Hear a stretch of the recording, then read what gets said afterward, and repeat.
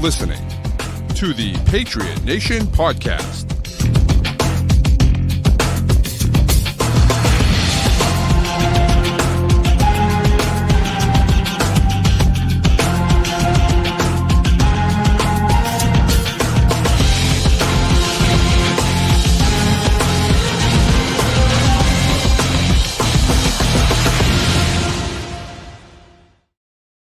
All right, welcome into another edition of the Patriot Nation podcast. As always, a proud member of the CLNS group of podcasts. Make sure you download and subscribe to all those great shows for great Patriots content all week long. But tonight, it's your guys over here at Pat's Nation. It's Pat Lane, it's Matt St. Jean. And Matt, the Patriots are back in the divisional round after winning their first playoff game since Super Bowl 53. And here we are, Houston Texans. And as it says on the bottom, as people can read, number one offense in the AFC, number one defense in the AFC. It's going to be a heck of a matchup on Sunday.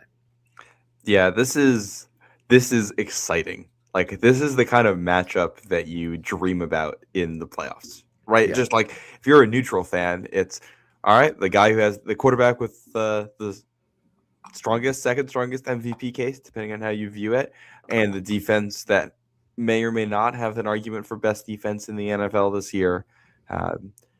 If you go by DVOA, not DVOA, but the weighted DVOA, which I believe Aaron Schatz calls Dave. It's just the name of that metric is Dave. I like that. These are the top two teams remaining in the AFC and third and fourth overall right now. So this is a heavyweight battle. I expect whoever wins this one probably ends up being favored in the AFC Championship game. I think you're probably right. And, you got two units here that I think are good enough to go to, if not win a Super Bowl all on their own. I would agree. Going home. And I think the team that wins today not only will be favored, but will be playing at home. I do think Buffalo takes care of Denver in Denver. If we want to talk about that for just a second, I do think it's interesting. The Bills opened as favorites and are no longer favorites. It's interesting. Their injury situation right now is rough. They lost two different wide receivers on Saturday to torn ACLs. And I think a bunch of guys in their secondary aren't practicing and have already been ruled out. So I think Buffalo is the better team on paper. But is the group that shows up this Saturday actually going to be better than the group for Denver? I don't know. It's a good point. Yeah, I'm looking forward to that game. That game's going to be a lot of fun. On Saturday. So, yeah. Can we just I think this has been an amazing season this year in the NFL. Like, obviously, it's more interesting for us with the Patriots being good. Of course. There's been incredible parity. I thought the playoff races were all very interesting. Mm-hmm. Last week was probably maybe the best weekend for playoff football ever when you consider the number of games and how good they were. Yeah. And all four matchups, I think, next weekend are interesting. So, depending on how it looks, it's so funny, and that's one of those things too, where you look at it and you think, okay, last weekend the Patriots game was close until the end. They scored a touchdown in the fourth quarter. I mean, it was still a one possession game, and that the Texans game was 10-6 in the fourth quarter, right? Until Pittsburgh imploded. So even though those games, the Patriots game didn't end as a blowout, but even though the Texans game ends in a blowout, if you just look at the final score, it wasn't a blowout until the very end. So, some really good games last weekend, and you get Bears Packers, that was just an unbelievable game. And then, the Bears game this week, I think is gonna be an awesome game too. Like it's really the NFC matchups are gonna be a lot of fun too. I'm excited about that. Yeah, and this is just all around really good. I think it's also interesting because you don't know, usually you can look at the playoffs and say, all right, you get two good quarterbacks over there, you get two good quarterbacks over there. All right, your Super Bowl teams are going to come out of that group. But you really can't do that this year. And maybe in the AFC, you can make an argument, all right, Drake May and Josh Allen are going to do enough, and there's your AFC Championship game. And I think that's a decent argument. The NFC, we're talking Sam Darnold, we're talking Caleb Williams, who's played well, but not at the level of some of the other guys, Brock Purdy, and then you also have Stafford, And it's like Yeah. this year is, and then when you got Bo Nix in the AFC, this year's that tension between quarterbacks and defenses. I think we're, depending on who wins, this might be the least star power on the championship weekend since that 2017 one when it was Brady, Bortles, Foles, and Keenum. Was that the final Case four? Keenum, yeah. Yep. Yeah. This might be the least star power for a championship weekend since then, and maybe longer. I don't know. So yeah, I would think so. I mean, that one obviously you have Brady in it, but like outside of that, it's like they're basically backup level players, right? So yeah, and it's interesting. Decent odds that you get Bo Nix and Sam Darnold. Like if favorites win, both of those guys are going to be playing on Championship Sunday and hosting. Yeah, it's very true. It's very true. By the way, I will warn people at times here. I might be enjoying a little bit of stroopwafel. Have you ever had a stroopwafel before? They are delicious. So for those of you that don't know, I'll show you my my thing here. I'm currently drinking some hot chocolate, right? But the stroopwafel is something that you put on top of the drink. And look, I've never done it like that. I've never heard of it like that. I've just had the actual waffle. You got it. So when you put it on top, it melts it, so it's not as like crunchy, and it melts like the caramel inside. Oh my goodness, it's outrageous. I didn't realize that we're doing a stroopwafel podcast. I mean, I'm in. I'm not against it. I just didn't see it coming. When it's the winter time and it gets a little cold out, you get the hot chocolate or a tea or even a coffee, but I think really tea and hot chocolate is what works with the best. And you get that that melted caramel in there, and oh my goodness, it's good stuff. I gotta try this out. That looks phenomenal. Yeah, you gotta go to Trader Joe's or something like that or whatever. So pick some up. But anyways, we're beside the point. But the this weekend's gonna be great. And what's fun for me is that Saturday you have the early game, right? You have the game that's going to tell you what's going to happen next weekend, right? Yep.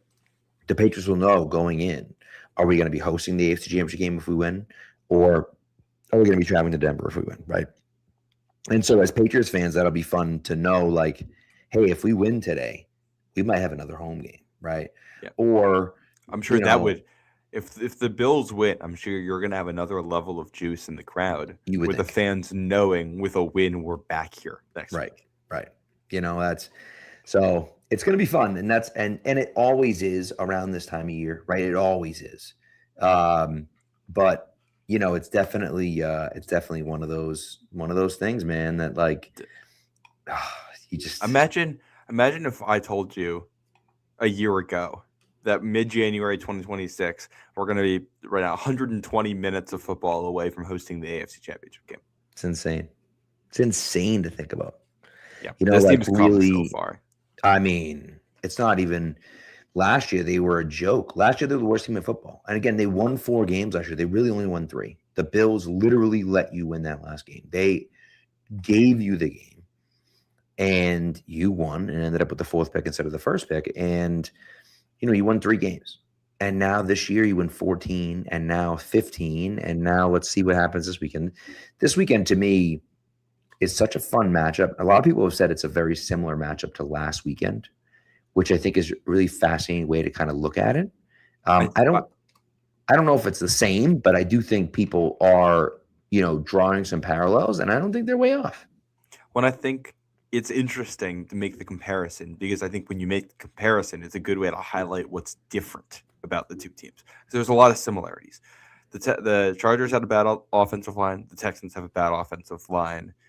Both of these groups have decent skill guys on offense, and then very strong defensively, with that essentially being the strength of the team, the reason why they are where they are now.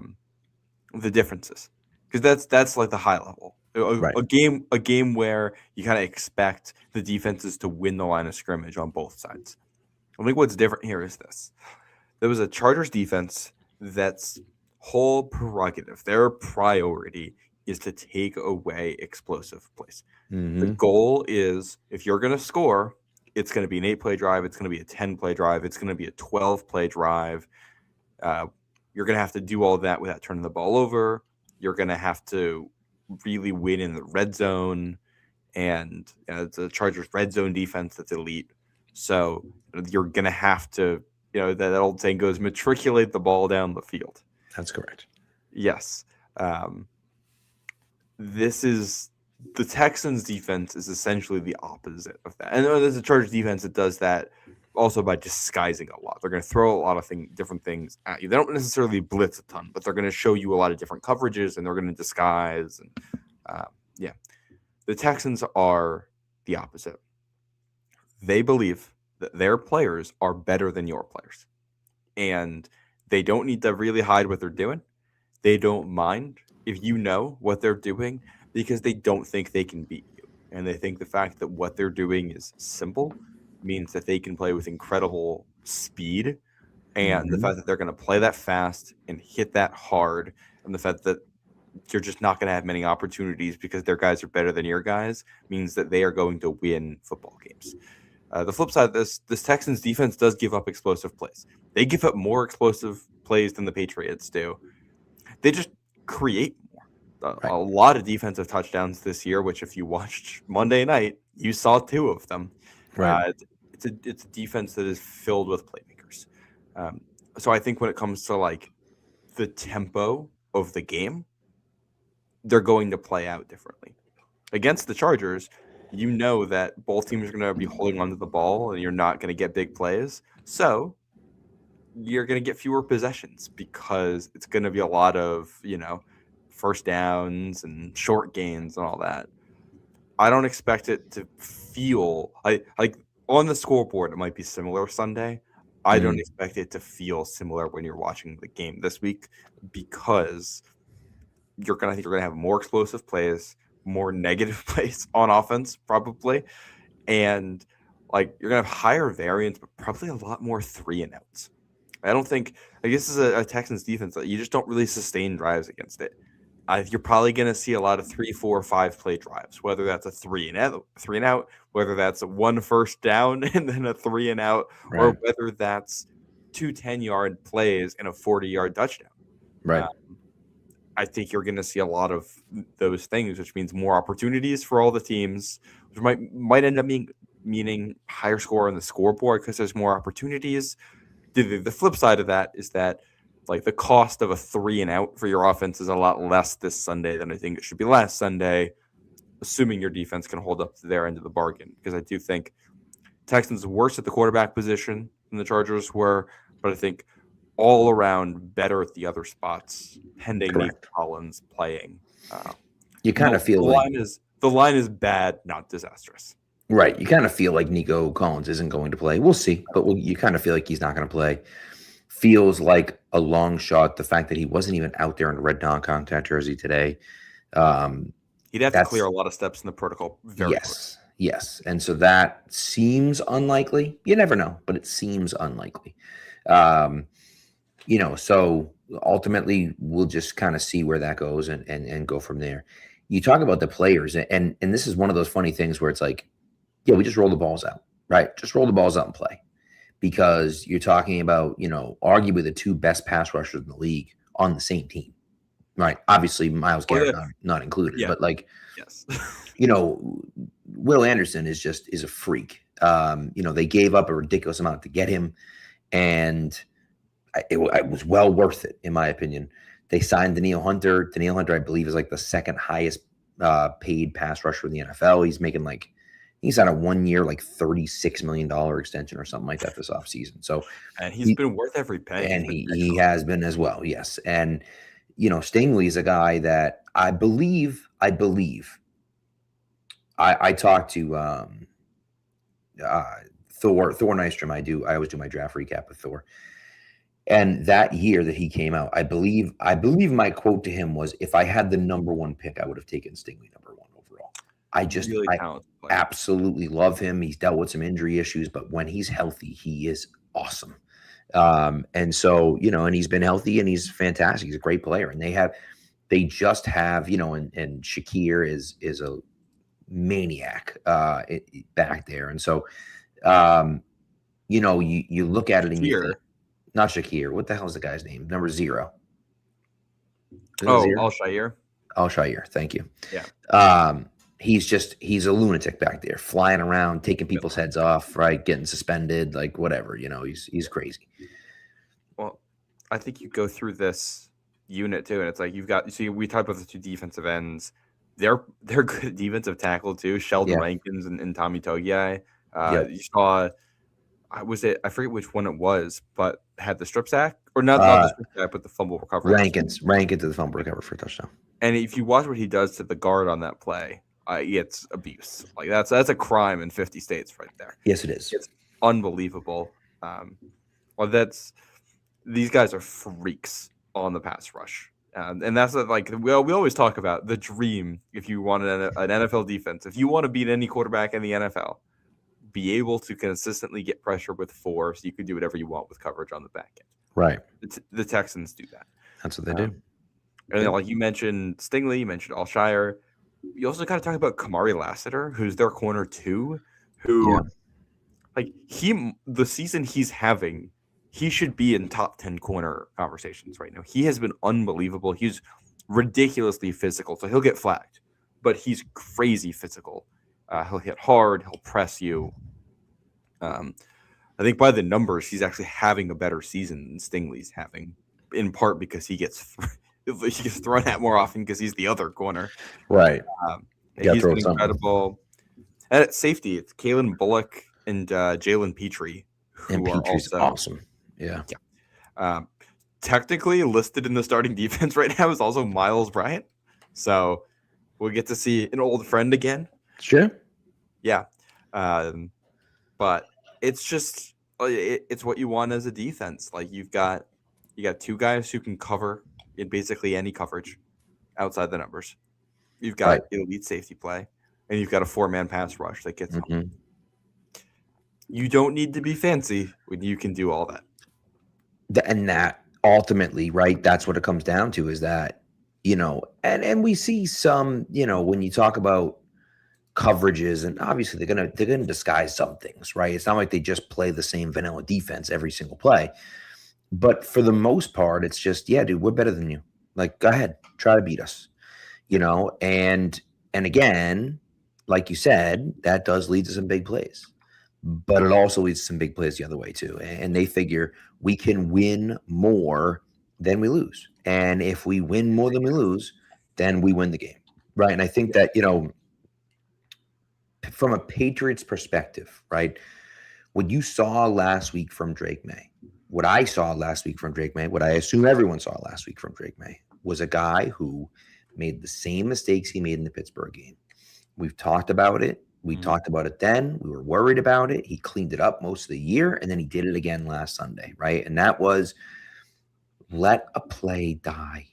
Just let a play die. If you're hit in the backfield and you're going down, just go down. You don't need to try to throw it with 3 guys draped on you, especially on 1st and 10. You just don't need to do that. 4th and 10 with the game on the line, and, we're down 3 points late in the 4th quarter. Okay, sure. You got to do that. But 1st and 10, you don't have to do that. And so, that's something that's going to be important this week. You're going to have to chip and help out Will Campbell.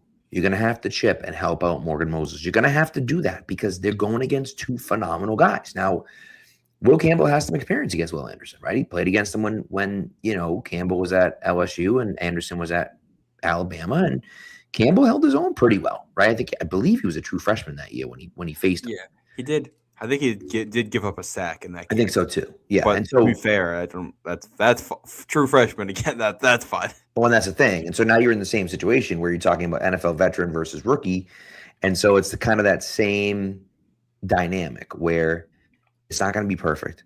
But I also don't expect Will Campbell to be in Drake May's lap every play. And I think Campbell had a rough game. I would assume he bounces back from last weekend. And, this is a situation where the Patriots have to take care of the football. But I think you're going to see some of those plays open up. And I'd use Drake May as a rusher more. And I'd, try to stretch the edge if I can. And I'd run up the middle if I'm able to do. I do all of those things to try to get this defense in conflict and, do just do as much as you can, because ultimately what it comes down to is that you're going to have to find a way to beat those other 7 guys, right? The 4 that are rushing, maybe we can try to take care of them a little bit. But then if there's 7 guys dropping back on every play, we got to find a way to beat those guys. And, whether it's Drake May's legs, whether it's Pop Douglas underneath, whether it's Travion Henderson or Ramondre Stevenson out of the backfield, whether it's, Keyshawn Boutte going deep like he did in May's first start when they were already getting killed. But nevertheless, how are they able to do it? And so that's what I'm really interested in seeing. And it's funny because Stingley and Lassiter are so physical. You wonder about a guy like Kyle Williams. Kyle Williams got a ton of speed, and maybe he can get deep on those guys, but can he get off the line against them? And I think he's a good enough player, but I haven't seen it from him against, elite press man coverage. Can you get past those guys, right? With the hand fighting and everything else. And so it's going to be a fun matchup to watch. Yeah, when you go back to that meeting last year, I think that's the perfect example of what this looks like. Drake May throws 3 touchdowns in his first ever game against this Houston defense, the version of it that existed last year. Yeah. He also throws 2 picks and gets strip sacked and loses the ball, which different group of tackles last year than you're going to have in this game. Right. Not Vidarian Lowe and Demontre Jacobs. Or I think they may have even down to it was bad. They were down to that guy who was a guard and tackle who was not on the team for very long. Zach Tom. No, yeah. Zach Thomas, correct. Yes. Yes. Yeah. You also look at the touchdowns he throws. It's the deep ball to Boutte. There's one short one to Henry, and then another deep one. It's a deep crosser, basically, to Pop, where he's able to run away and get the touchdown. Right. And that's this Houston defense. They'll give up. If you're going to score, they'll give up some big plays, and they're going to create some big plays of their own. Yep. So what that ratio looks like this week, I think it's probably going to be one of your biggest 100% X factors. Yep. I'm picking up, talking about May this past week against the Chargers, some of those bad habits in the pocket, like you mentioned. I think that's rule number 1. You got to get the ball out quick this week. If you feel pressure at all, get rid of it. This isn't like the Chargers game where it feels like if you give the ball up, you don't know, it might be a little bit before you're getting it back, or you're worried about wasting possessions in a game that might end up being that short. This is one where you just want to live to see another day and be safe with the ball. I think that's going to be massive. This is a Texans group. They have not done well against QB scrambles this year. I believe they're the 31st ranked defense in EPA giving up on QB scrambles. So that's one thing you look at, using May's legs. So I think there's a Texans defense that, I think the big conflict here for a defense, if you're trying to guard the Patriots, you would like to play man coverage because you think you can cover the receivers. Well, if you play man coverage, Drake May will run on you. The Patriots only had 1 completion against man last week. It was the 4th down conversion to Kyle Williams where he made a great catch on it. That was it. The Chargers stopped playing man because May was able to break a couple of runs and they didn't feel like they could do that. So I think that tension between what type of coverage you're able to play and how well you're able to contain May is going to be massive. And I think if the Texans win this game, we talk about turnovers and stuff, but down to down, I think the big issue is going to be, can they play man coverage and contain Drake May at the same time? That's not something they've been able to do all year. It's not something, I think the only time we've really seen that happen was the second half of the Bills game. A group that is simultaneously able to play man and have rushers that are physical enough and guys who can crush the pocket and make it so that there's no running lanes. So I think that is kind of your biggest concern here, other than the turnovers, is if they're able to do that to you. 100%. If May's able to burn them with some runs and make sure that they're in zone coverage, I think you like your chances here, because you're going to be able to get some one-on-ones outside the numbers, and I think that's to your advantage. And I think you're probably going to see a lot of checkdowns to the backs and to the tight ends, and you're just going to ask them to pick up yards after the catch. So, reminder, Stevenson is a pass catcher, Hunter Henry, a little Travion Henderson, a little Austin Hooper in this one. I think we're probably going to see a lot of that in early downs just to not get behind the chains. Agreed. Agreed. Patty says he sees a big booty game. Booty, booty, booty, booty. Yeah, no, he actually mentioned 96 AFC Championship game, just in the fact that this Keyshawn Booty versus Derek Stingley used to go at it at practice, right? And 96 AFC Championship game, Willie McGinnis, obviously in his third year with the Patriots, going against Tony Baselli, his third year with the Jaguars. So both from USC, both guys who were drafted high. Of course, Booty wasn't drafted That's high. a great call. You get the idea. There. I like that a lot. So, yeah. It's interesting, and that's and we'll see. We'll see ultimately how it goes, but you're going to have to be able to beat man coverage, right? The guys are going to have to be able to beat man coverage, get off the line, get open, and hold the pocket enough for Drake. And I think it becomes a running game for Drake. Like I said, I think that Drake, was able to run a little bit. And can we hit some of those explosives? If we can hit a few of those X plays and take care of the football, I think this could be a game that the Patriots could win. Even by 10 points, maybe. I mean, we'll talk about the defense in a minute, but I think that ultimately is what it comes down to. If you just take care of the football, you can hit some of those big plays on them. They are susceptible to that, as you've mentioned a few times, Matt. And I think that, that's the key to victory. Take care of the football, hit some of those big X plays. And now all of a sudden you look at it and say, hey, man, we're going to win this game. We might win by 2 touchdowns. And, again, I'm not saying you're going to walk in and do that, but I'm saying if you can follow those steps, there's a good chance you can do that.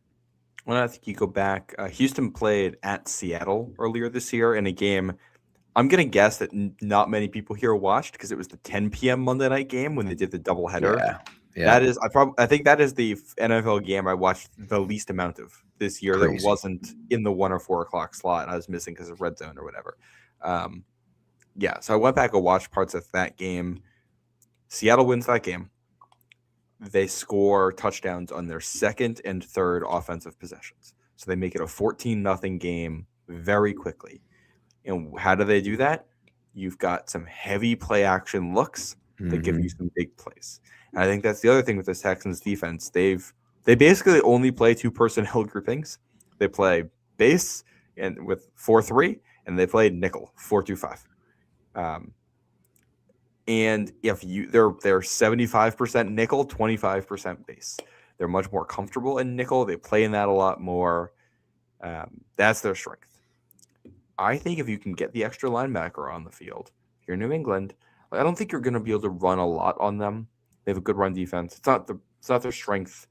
I think you probably end up with a decent running game, but I don't think you're winning or losing based on your running game on Sunday if you're New England. But I do think if you can get into those heavy sets, that right there is where you can hit your play action shots. Like that Elijah Arroyo, the rookie tight end for Seattle, had just like play action leak down the boundary, and he's beating Derek Stingley down the boundary because Stingley's coming up to play the run. Plays like that where I think you can get them. So I think that is a massive key, is just being able to get into some of those heavily personnel groupings. And, if Tonga's back, get him in at fullback or get Thayer Munford out on the field and be able to run just enough to set up those play action shots. I think it's a great call by you because you put Munford out there and you kind of almost have to go with the big package, right? You can't go with a small group there. Nickel.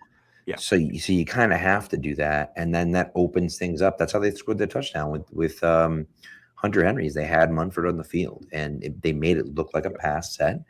They ran a play action fake. Henderson made a great block, and they're able to hit Hunter Henry over the top. And listen, Derwin James is covering the flat on that play. They didn't even run anyone into the flat, but because they run a play action, he's sucked up just a little bit. And there's no one on the flat, but he's still got to get back there. And like you say, Matt, he got it over his hand by maybe 6 inches, probably less. And it's that type of stuff where it's like May's going to have to fit it into that pinhole. And can he do that? And he's shown the ability to do that this year. Yep, he can. And I think this is a game too where you're gonna see a lot of quick hitters too. To you don't want him sitting back there. Correct. So I think you want your play action shots. And other than that, you want some quick game. We know the Patriots love those plays where it's just 2 receivers on one side, 2 receivers on the other. They're each going to run a concept and you're just kind of picking free snap which concepts you want to attack based on the look, and you see them with both tackles cut blocking, and then you're just going to pick your side and throw it to one of the guys and hopefully pick up 3 or 4 yards. I think we'll see that. And then Of course, that was one of the strip sacks came on a play just like that, unfortunately. Well, in the I believe the Ramondre Stevenson long gain early in that was also one of those that was I don't think it was cut. Oh, there was a cut block to one side on it. Okay. And the blitz came from the 2, right? From the 2-yard line you're talking about? Yes. The one to the midfield, yeah. Which I will add on a quick thing here. The Texans don't blitz a lot, and Ramondre Stevenson. So basically, when you watch the game plan back, I think the Chargers thought that if they blitzed, Ramondre Stevenson would stay in to pass protect, and the Patriots were instead had a couple plays where they just had him leak out instead of staying in, and May knows where he is and was able to get to him, and we were able to get a couple nice plays that way. The Texans don't really blitz. So I am curious how, I think another way you might lose this if you're the Patriots, if you feel like you have to chip on every play, and if you have to have a 6-man protection against 4 edge rushers, where it's like, all right, we only have 4 receivers out there, and we don't have some of the check down options, that's where it becomes more important for May to make himself the check down with the running game and use his legs there. So that'll be, I think, a really important area. And I think when you do take your deep shots, other than your play action ones, I think you want quick ones.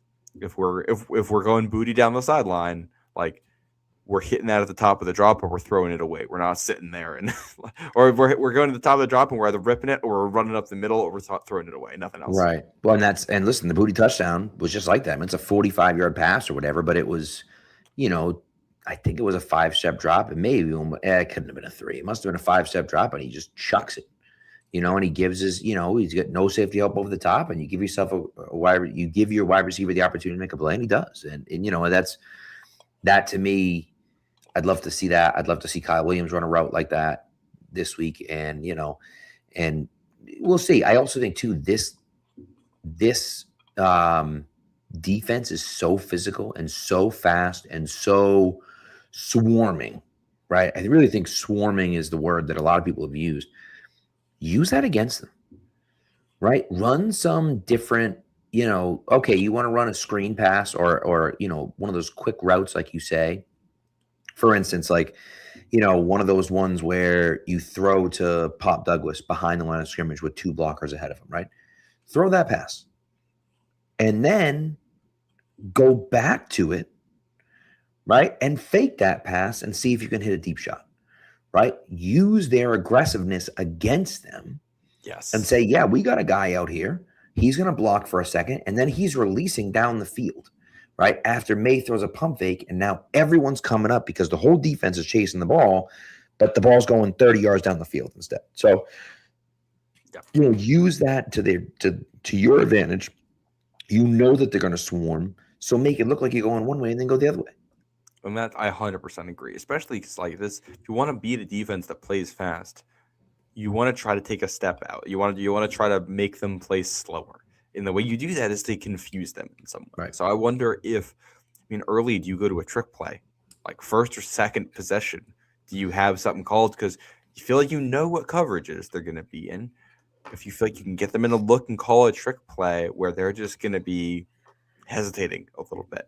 You want to give them some confusion. That's also where the play action's important. Just show them stuff that will confuse them so that they can't play as fast as they would like to. Go ahead. Well, so you also probably just want to move May too. Get the play action bootlegs so that he can be outside the pocket, or even doesn't even have to be a play action bootleg. Call sprint out and just hit that quick out for 5 yards some of the time. Right. Get some of those going, and also this is where the play action comes in to be able to stymie that pass rush. Exactly. I have a cool trick play. I don't think the Patriots have ran it yet. I think it'd be pretty cool.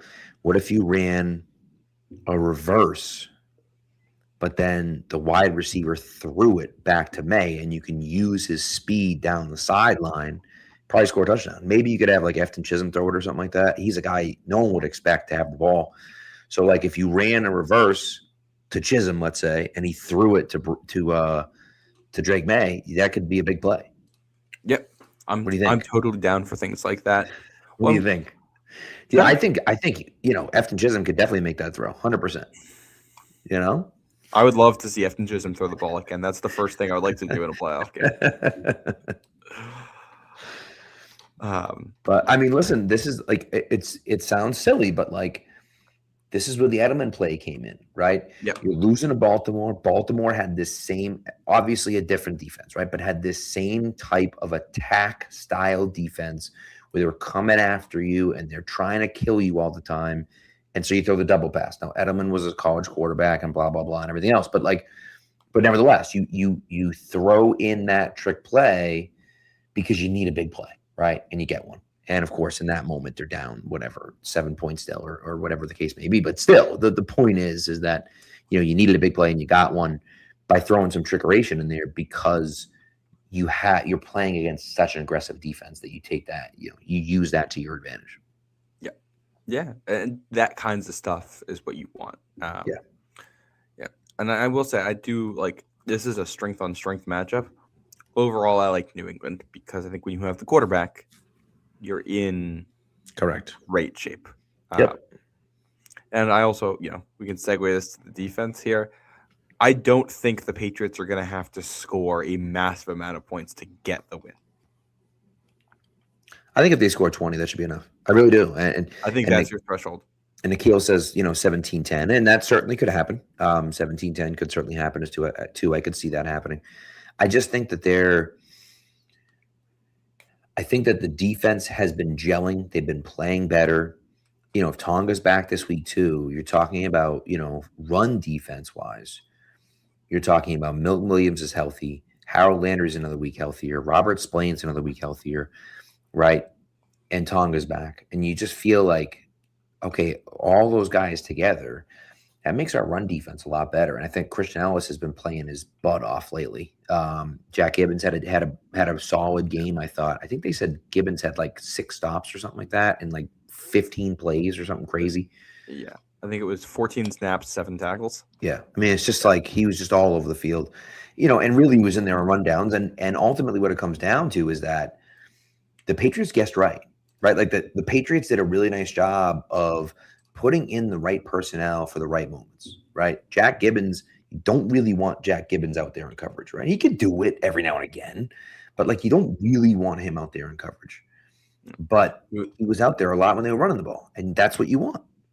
Do we want to do an ad break here and then do the rest of our defensive conversation? Yeah, we'll do an ad break, and then we'll talk about the Patriots defense because honestly, we'll get there. So anyways, this Prize Picks, of course, this Prize Picks read, obviously. This ad read obviously is for Prize Picks. The big game is almost here, and there's no better way to cash in during America's biggest sporting event than Prize Picks, where it always feels good to be right. And since the big game is right around the corner, that also means it's your last chance to get into the football action before next season. So close the season out right with Prize Picks by getting $50 instantly in lineups when you play your first $5. Again, find your community on Prize Picks with the new social feeds feature. You can share Prize Picks with your friends and copy lineups from winners with a single click. Copy lineups you like or use them as inspiration for your own picks. You can even follow Prize Picks partners like us and tail or fade. Usually you want to fade us. That's just, unfortunately, that's the way it goes. I'm sorry about that, but usually you just frankly want to fade us. What we do have, there is a max discount on CJ Stroud. Free square coming up this weekend. So make sure you get in on that. It's dropping Friday at 3 p.m. So you haven't seen it yet. Unless you're listening Friday afternoon, but it is coming out Friday at 3 p.m. So make sure you check that out. My Prize Picks for the week. I'm going to do another one that's going to add CJ Stroud in on Friday or Saturday. We'll see what happens. But the one I have right now, I have Josh Allen for more than 36.5 rushing yards. And I have Ramondre Stevenson for more than 35.5 rushing yards. It's kind of crazy that Josh Allen, his number is higher than Ramondre Stevenson's number. But, I guess that's what happens. when you're Josh Allen and you have the opportunity to go God mode, because that's what he does. What you're going to do, download the app Prize Picks, put in the promo code CLNS. When you do that, you're going to get $50 in the lineups after you play your first $5 lineup. Again, that's code CLNS on Prize Picks to get $50 in lineups after you play your first $5 lineup. Prize Picks. It's good to be right. All right. Ooh, Thad with a little. Yeah. Did you see the mic'd up video they made out of the Pats Chargers game? Yes. Yeah, those highlights. That so was good. Do you know what? You know what got me out of this as a real NFL films nerd? Is they started throwing the music on it. And like the music they throw in the beginning is the one that they use in the Pats Falcons Super Bowl for NFL films. Is it? And then the next one they had playing is the one from the most recent Pats Rams Super I love Bowl. it. That was like, all right, so you're playing the hits. Oh, and the fact that on those videos, they've never they don't add the NFL films music to them. It's usually like either just pretty standard like beats that they'll throw or just game audio and that kinds of stuff. The fact that all of a sudden it's like, all right, we're using the NFL films audio associated with the Patriots dynasty runs is like, all right, things are getting real and like it's playoff football, baby. Like the intensity is there and it felt real again. It does. It does feel real again. And I will say, and I said this already this week, but the energy in the stadium on Sunday night was just wild. Just wild. People were excited. People were ready to go. People were, it felt like the good old days, right? But with a tinge of, we now know what it feels like to not be here, right? Like for 20 years, we just assumed. We just said, dude, wake me up in Thanksgiving. Not even. I mean, for a bit, it was wake me up at the AFC Championship. I know, right? Yeah, like call me at Christmas. I'll see you in the playoffs. Just whatever. Who cares about the regular season? And that hasn't been the case for the last few years. And I think, obviously it wasn't a long time, clearly, right? But I think Patriots fans have a little bit of perspective now. The young ones, the older ones like me, I'm not even old, the middle-aged ones like me, we have that perspective already. We were watching this team in the 90s when they sucked, right? So like kids your age, Matt, don't have that perspective. And so, now you do. And so, now you have that, oh my God, remember watching freaking Mac Jones and Bailey Zappi out there trying to win games for you, and Cam Newton who couldn't throw the football and, whatever, right? It was a disaster. And, this is that same type of stuff where it's like, now we're back.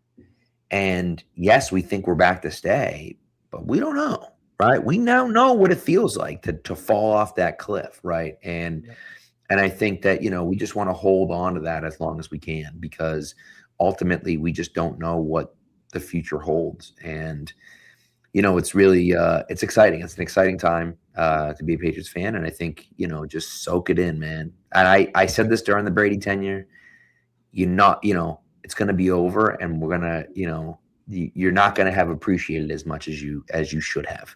We all that's just the way it always is, right? And so appreciate it, enjoy it, go to the game. If you're going to the game like I am, be ready to yell your ass off. You have Monday off, right? You got Monday off. So, like you can get after it. You can get after it, right? Like just go hard at the game, be yelling, be loud. Like that's what we want. That's what it takes. Yeah. I think you're going to get a great atmosphere for this. The weather might be a factor here. National Weather Service. I'll just read the most up-to-date report for Sunday from the National Weather Service. A slight chance of snow before noon, then a slight chance of rain between noon and 3 p.m., then a chance of snow after 3 p.m., mostly cloudy with a high near 37, southwest wind 3 to 6 miles per hour, chance of precipitation is 30%, snow accumulation of less than half an inch possible. So not a snowstorm, but we should get, it sounds like there's at least a real chance of precipitation during this game, which we're talking about an AFC divisional playoff with bad weather against an AFC South team that plays in a dome. Like obviously this isn't Pat's Colts 2004. Right. But a similar score, I think, is possible. Similar Surely could weather be. conditions here are possible. As we get closer, we'll get a better idea of the weather. And I was trying to explain what like the meaning of that snow to my fiance about how like it's every key Patriots playoff moment from that early dynasty run that happened at Gillette Stadium felt like it happened in the snow. Yeah.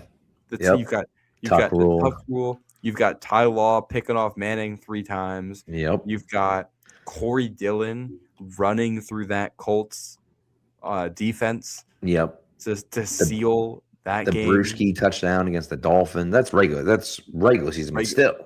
Yeah. And I don't think we've had a postseason snow game in New England since that Pats Colts game in 2004. You might be right. Because you had like a 3-4 year run there where the Deflategate game was rain, which is a nightmare. 48 and raining, yeah.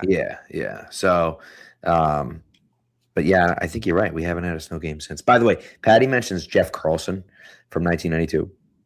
Still the worst QB he's ever seen. Let me just read you Jeff Carlson's stats from 2 years. So I'll include Tampa Bay in 1991 as well. Okay. This man, 7 games total, 3 starts, 0-3 record as a quarterback. Okay. 43% completion percentage. By the way, in his 2 starts to the Patriots in 92, he had a 36.7% completion percentage. 36 points. How's that even possible? 36.7%. But 43 for his career, 2 touchdowns, 9 interceptions, 636 yards passing. Just insanely terrible. Again, 36.7% completion percentage in 2 starts to the Patriots, 18 for 49. 18 for 49. It's makes you appreciate Drake May a little bit more, huh? Just a bit. So it's pretty wild to think about, that the Patriots were, trotting these guys out in 1992. So that of course was the year before they drafted Drew Bledsoe, thanks to, I believe it was a coin toss against the Seattle Seahawks. And Seahawks, of course, drafted Rick Meyer out of Notre Dame, who won the Rookie of the Year that year in 1993, and then sucked the rest of his career. Really wasn't even that good his rookie year, to be honest with you. But yeah. Bledsoe ended up being the better pick. Side note, we got a question from Thad here, or not quite a comment. We only beat the Colts because we deflated the footballs, mentioning that. Pat, I have an idea. Yes. Because we did this last year where we hit the lull in the schedule and we decided to do our 2003-2004 look back. Yes. This year, we should do a Deflategate look back. Oh my God, dude. And just go through all the insanity that was that case at like recently, I think it was last year, I refreshed myself on the case. And I read the Wells report in its entirety because I was like, it's been a decade. I don't remember the specifics. Right. Let me just read the report and then read the other stuff and see where I landed. And say like, all right, with time, did I change my opinion? Not one bit. No. I was just as mad when I finished reading that as I was when I was in high school and everything happened. Unbelievable. Only if we can have Michael Hurley on. So that's my stipulation. If Michael Hurley will join us, we'll do it. We should invite him.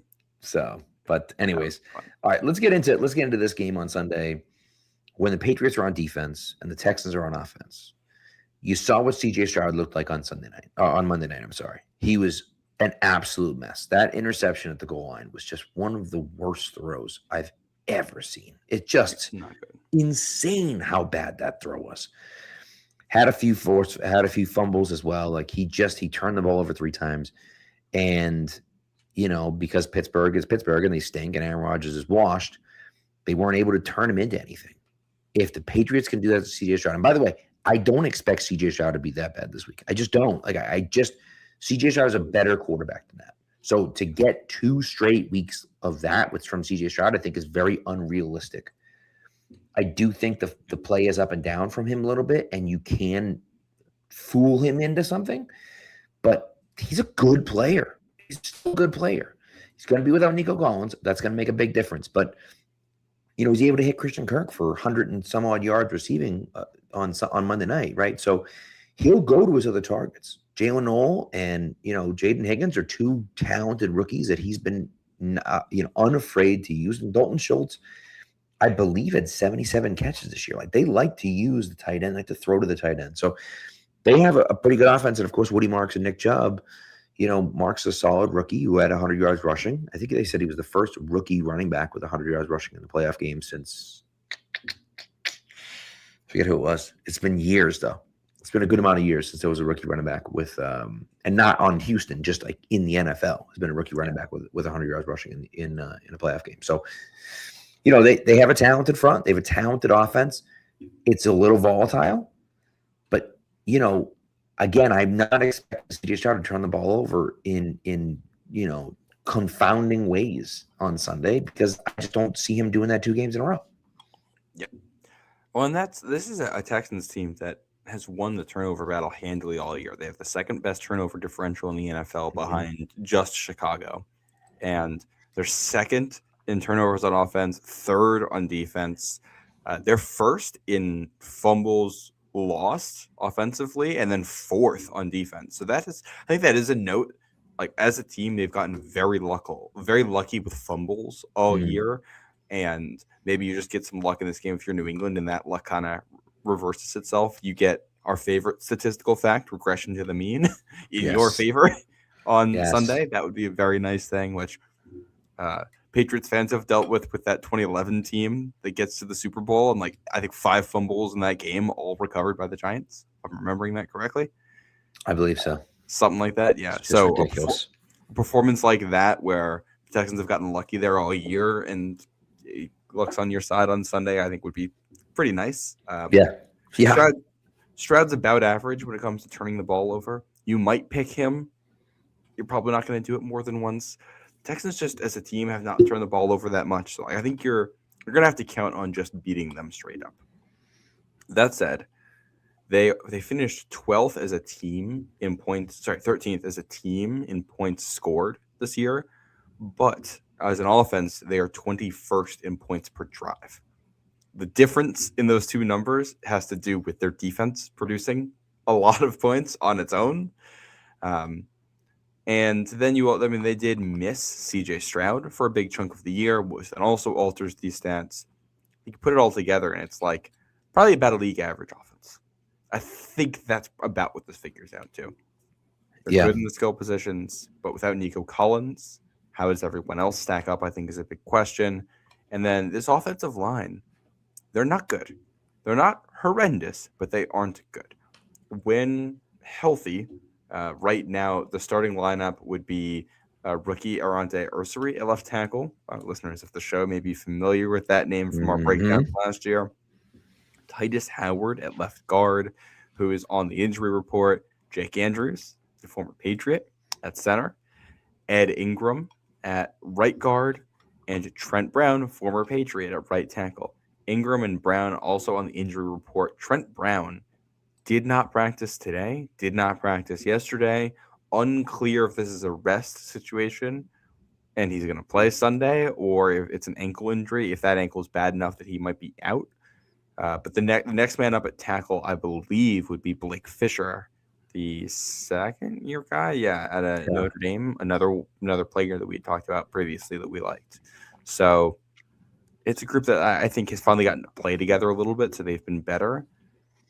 I think the key to the game, though, for the Patriots defense, it's in the trenches in the running game. One of the eye-opening stats for me, I'm going to give a shout-out to Sumer Sports here. I don't know if anyone is familiar with Sumer, but they do a lot of sports football data, and they launched a tool last week that gives you live advanced play-by-play, and it gives you basically you can sort by, all right, what personnel was used, what are they running against, live during the game. They track the stuff as it goes. I was looking at this. The Texans, despite not having a good running game this year, were incredibly productive against heavy boxes. So when the Steelers were stacking the box, trying to stop them from running the football, they were still able to play well anyway. I think that kind of becomes your X factor. Because we saw what this Patriots defense can do to you if they can force you to be one-dimensional, if they can force you into third and long. And it's not like I don't expect your offense to build enough of a lead that on its own is going to make the Texans have to throw the ball. So if you want them to throw, you're going to have to make them one-dimensional by stopping the run. Last week, the Texans were able to stop the run, or were able to run the ball even when you were trying to take it away. With Tonga looking like he's coming back this week, like that, I think is where this game could be won and lost when the Texans have the ball. Well, 100%. And this is a team, in the Patriots that didn't allow a 50-yard rusher for a long time, right, this season. And then, until that Tampa Bay game, and guys were out. Did they play? I don't know if they played with that full defensive front seven from that Tampa Bay game on until now.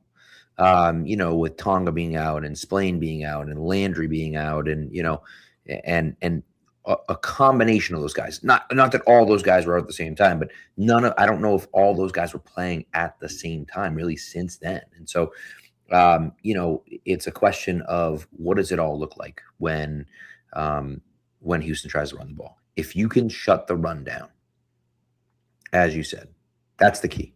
That's the key to the game. Can we control CJ Stroud? I think so, especially without Nico Collins. Sure, we got to take some things away. And Jaden Higgins is a big-bodied receiver who I loved coming out, as people know. Jalen Noel is a guy that Matt loved coming out, as people know, right? We kind of went back and forth about Kyle Williams and Jalen Noel. It's good. It's going to be interesting here because obviously two very different offenses against two very different defenses, right? But it is going to be interesting to see. Kyle Williams is going to have a real chance. Right? He's going to have a real chance here to make some plays.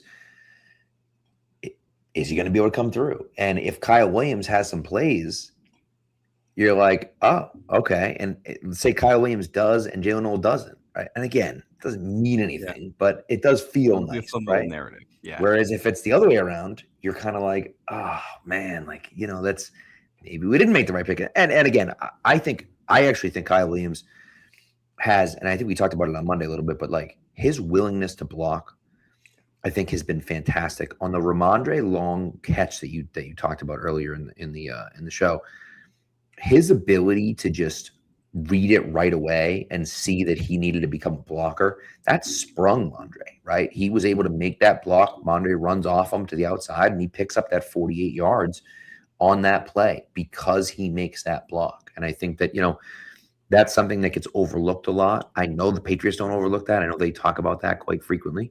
And I think people have done a pretty good job of pointing that out on Patriots Twitter.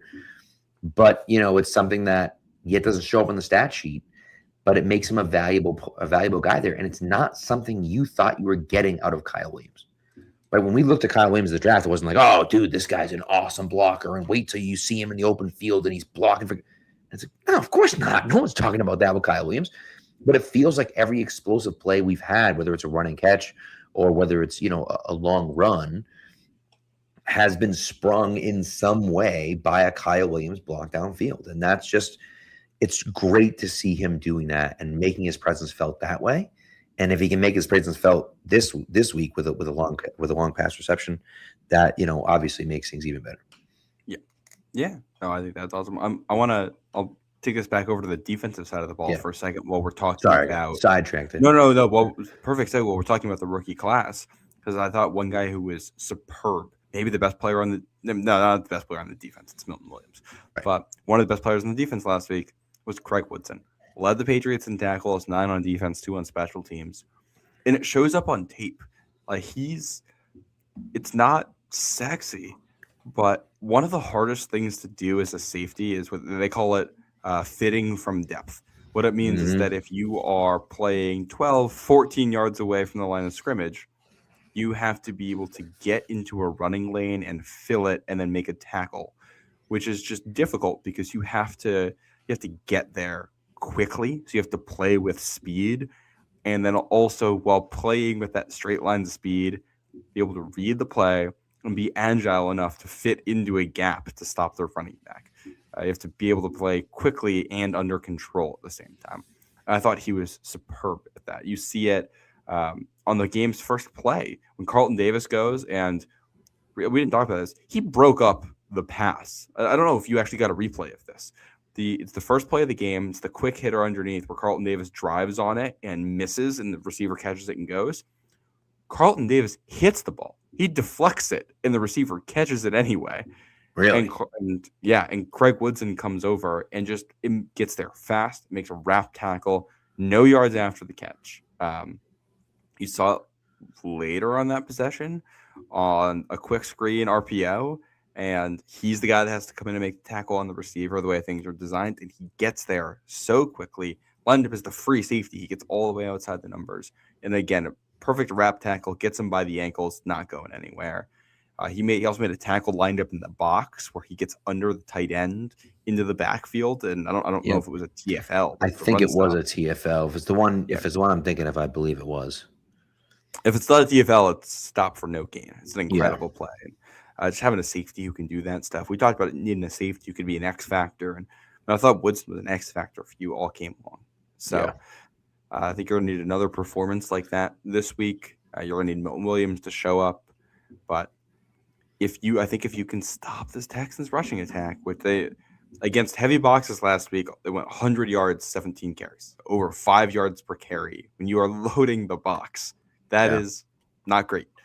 So if you can, in those situations, Spillane, Ellis, Gibbons, all also going to be factoring in huge there just to get to the ball carrier, get to the ball carrier, take him down, and don't give up anything crazy. Yeah, no, I agree, and it's gonna be a challenge. But that's where you talk about winning and losing the game, and so much of this, so much of the stuff that we talk about is you want to talk about Drake May, right? And you want to talk about the pass rushers, and you want to talk about those guys, but really, again, what it comes down to is, what can those other guys do? The trenches, really, when you talk about like controlling the line of scrimmage, right? And making a team one-dimensional. That just matters so much. And especially for the Patriots who, listen, they're a lot more talented than they were last year. They're a lot more talented than they were last year. I will tell you that on paper, to a man, if we're just going dude versus dude, Houston is more talented than the Patriots are. They just have more talented players than the Patriots do. They got like multiple all-pros on defense. They got guys that are, some of the best in their, at their entire position defensively. And so that matters. Patriots have the quarterback. So that makes a big difference, obviously. But, it's one of those things where like, that stuff makes a difference, and I think that, if you can make the right plays and stop the right guys, that you win this game even with that. And I think that, that's what I'm looking at least. Yeah. Well, I'm going to go back to that Texans-Seahawks game real quick here, because Seahawks are, one of the top offenses in football. And that's a great test right there. Pat, I lost you, Pat. But the Texans Seahawks game, I think, is a great example of like what the Texans defense can look like. Yeah, on the road, mid-season against a good offense, and the Seahawks really dominated that game. The final score ends up being 27-19. That includes a defensive touchdown, and the Seahawks end up pulling ahead 27-12 before a late touchdown makes it a little bit interesting.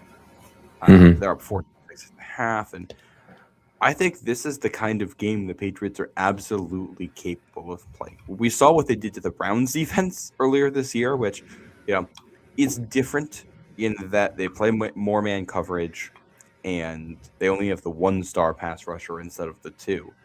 But similar overall level that defense is able to play to, the Patriots were able to hit big plays on them.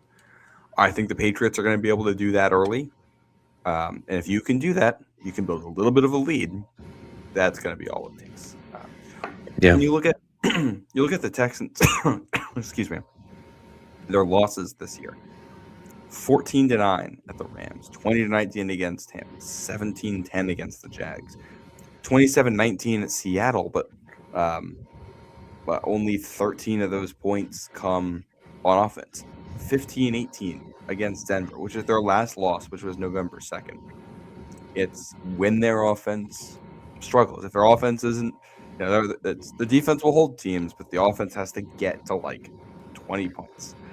And if the same Patriots defense we saw last Sunday shows up this Sunday, and no Nico Collins, I think 2 touchdowns on offense is probably enough to get the job done.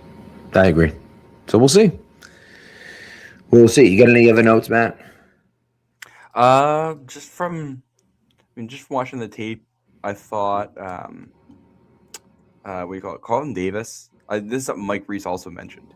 He upgraded him from a bad to a neutral after watching the tape, and I 100% agree with that. I thought he was physical, and I thought his tackling really stood out. Yep. A key play I don't know if we really delved into, but the designed Justin Herbert run in the red zone after the early pick. It's a really nice play by him. Yeah, Carlton Davis just wins to the outside, reads the play, forces Herbert to slow down where the tackle happens there. It's Gibbons and Davis. Chasing, yeah. Well, Chasing covered, Chasing and Gibbons are chasing it from the side, but he scores if Davis doesn't get on the outside, right? He gets that outside leverage, wins to the outside, and again, like you say, forces Herbert to slow down.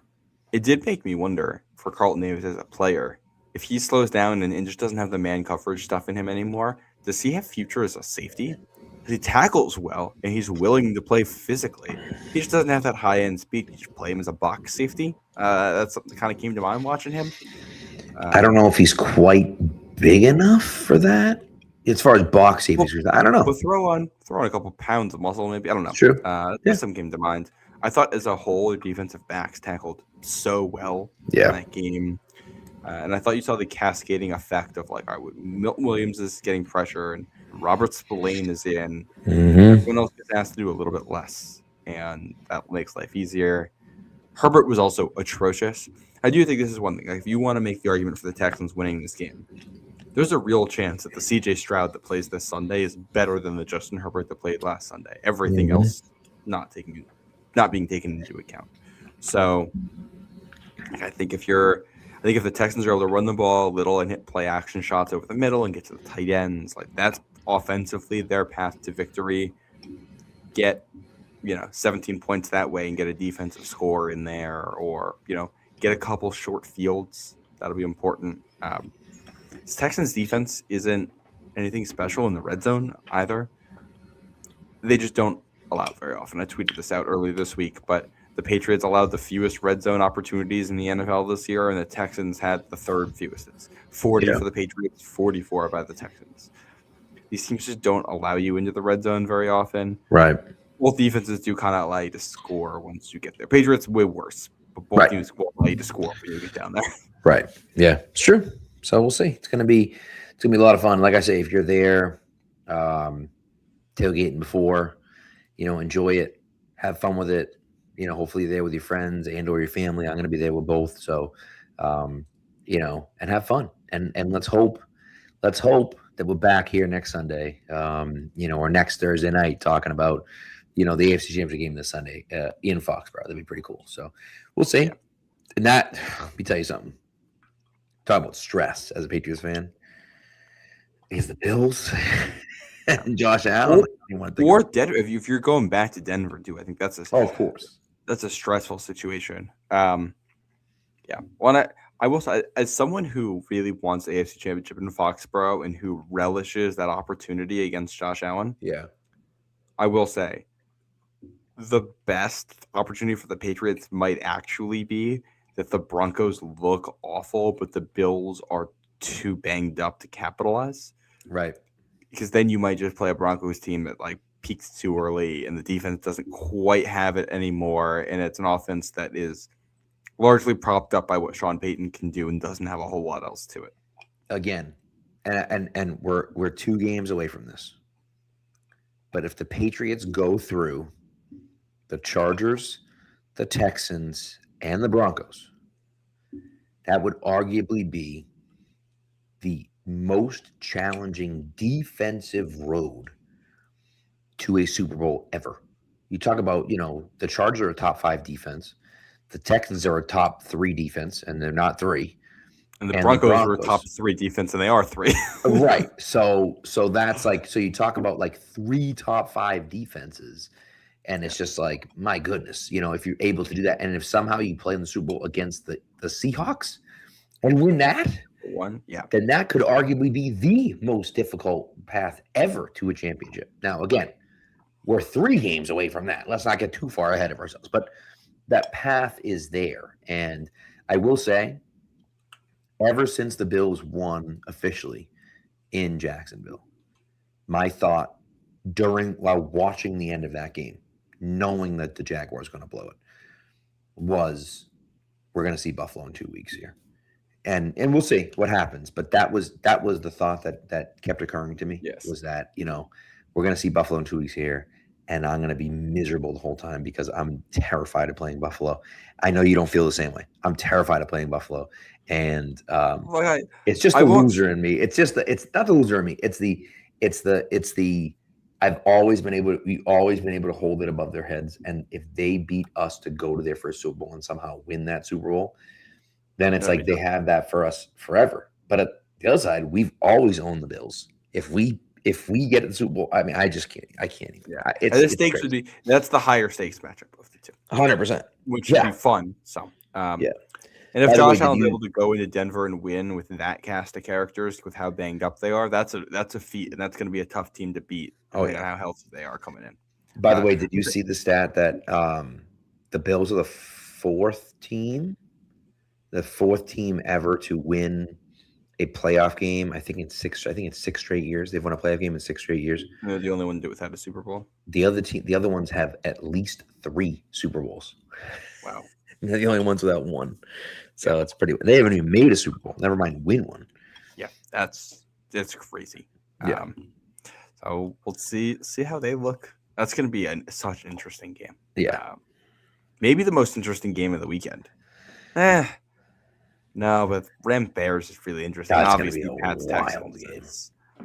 I think the Bears. By the way, I think the Bears. So let's go through the games super quick. I don't want to spend time on them. We got to get the heck out of here. It's almost 11:30. Yeah, just quick picks. But who are your 4? Just say who your 4 are. So okay. So you want to go first? Or you want me to go first? You go first. All right, I'll go first. I got Buffalo. Okay. I got Seattle. Okay. I got New England. Mm-hmm. And I got the Bears. Okay. I'm going to hedge a little bit here because I tweeted out my picks and I have kind of thought of that a little bit more and changed my mind a little bit. So I tweeted out exactly that the other day. Yep. I might switch this up and go Denver, Seattle, New England, and LA. LA. Yeah. I think the argument there is that Rams running attack is so good. And I think it might just end up being so good that nothing else matters. Yeah, you might be right. You certainly might be right. I also think the thing for me is that I think that it's a dome team playing in the extreme cold. It's not just cold. It's extremely cold. Yeah, wind chill in the single digits. Yeah, and so it's going to be difficult to pass the ball in that situation. If they can run the ball, and maybe it doesn't matter, but I think that that's a tough one for me. And look, and Dad says don't underestimate the Niners, and I certainly don't. I mean, what Kyle Shanahan's done this year is incredible. I just think the Seahawks are a wagon. I will say, I'm taking the points. 7 points is wild for that matchup that has been 2 incredible games. I think it's close, but I ultimately think that Seattle wins that game. Did you see the injury report for Seattle? I did not. Sam Darnold's on it now. What? Quad. No, not quad. Back. Was he limited today? Yes. Okay. So he played. He practiced, but he's going to play. The question is how well is he going to play? What percentage healthy is he right now? Well, and that's the question, right? That's the oblique. That's what it was. Yeah, he's got an oblique injury. Okay.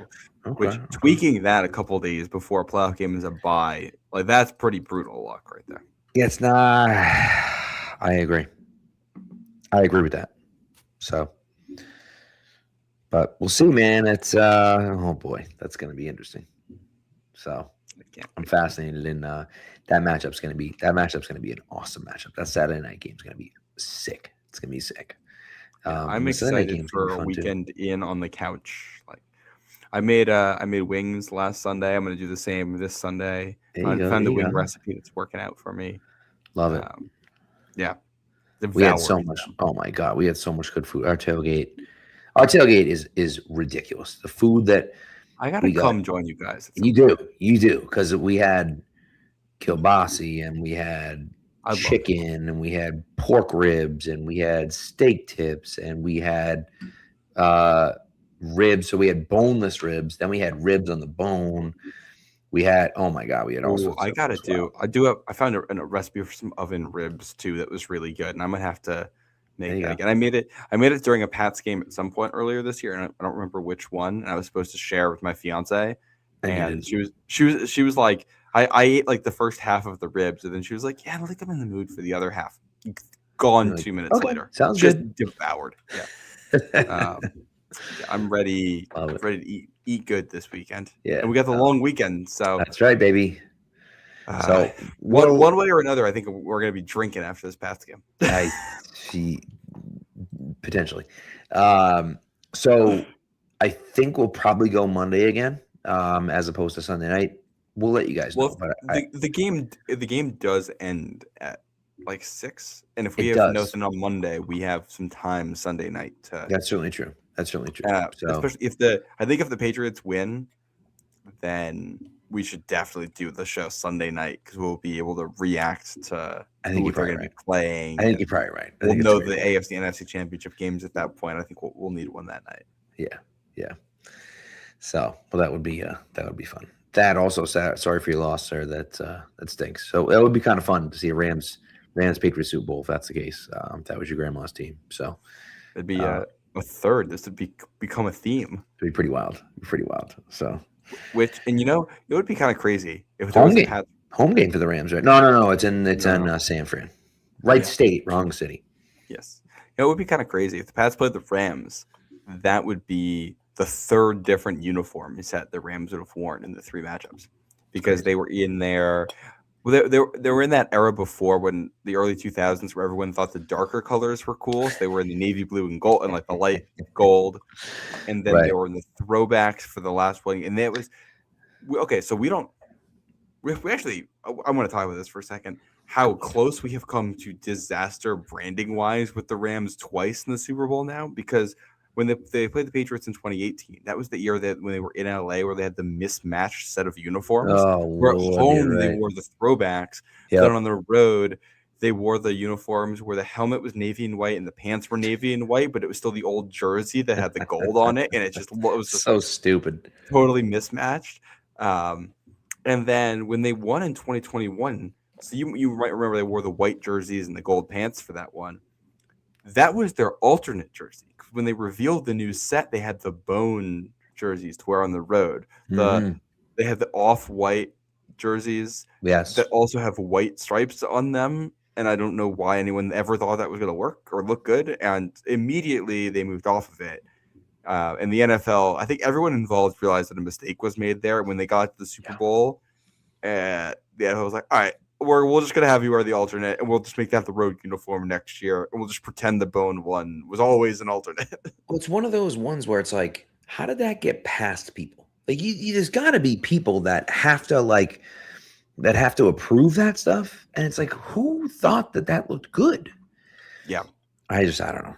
So, well, and that's I was always saying we're very close to getting a Super Bowl where the Rams were wearing a mismatched uniform in the Pats Rams one in 2018, and in what do you call it? Well, that wasn't the Pats Rams, but in 2021 when they were there, a uniform that just didn't make any sense. And then AFC team is at home this year in the Super Bowl, so you would just get the same matchup as when the Rams came to Gillette last year. Actually, yeah, no matter what, I think you're probably getting the same match because if it's an NFC West team, Seattle and the Rams both came to Gillette.